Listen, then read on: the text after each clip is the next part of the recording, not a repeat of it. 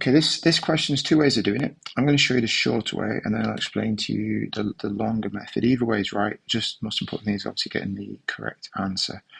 So we're told that we've got a displacement reaction, and we're given some masses for the reaction that's taken place, but it wants us to work out which one of these two correctly represents the reaction that's taking place.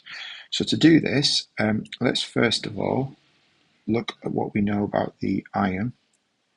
And regarding the ion, we know there are 2.24 grams of iron. And we know over here, give a bit of space, we know that there are 3.81 grams of the copper.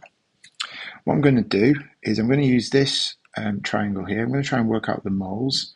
So to work out the moles, I take the mass and divide it by the MR. So if I put the MR here, so for iron it is 56 and for copper 63.5. So the moles is going to be this number divided by this number. So 2.24 divided by 56, and that is giving me 0.04, and then 3.81 divided by 63.5 is giving me 0.06. What I now do, let's get a ratio here, so divide by the smallest number. So the smallest number in between these two is this number. So 0.4 divided by 0.4 is 1, and then I've got 0.06 divided by 0.04 is 1.5. Now obviously we can't have 1.5 of a copper, so what we're going to do is multiply this by 2, because that gets me to 3.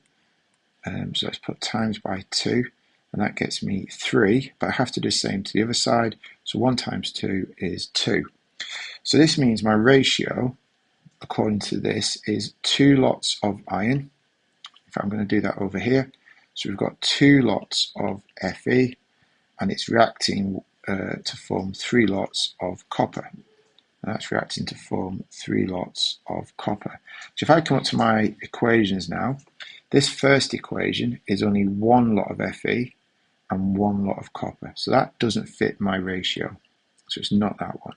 The second one is 2 lots of Fe, that's good, and 3 lots of copper, so that does fit, so it's going to be equation 2. So here I'm going to finish this off by saying equation 2 is the correct equation.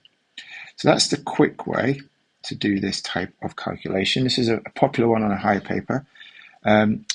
The other way of doing this is you take this number here and you put it into this equation and put it into this equation, and you do reacting mass, and you see how much copper it produces in each one, and then one of those should be 3.81 to give you the right answer.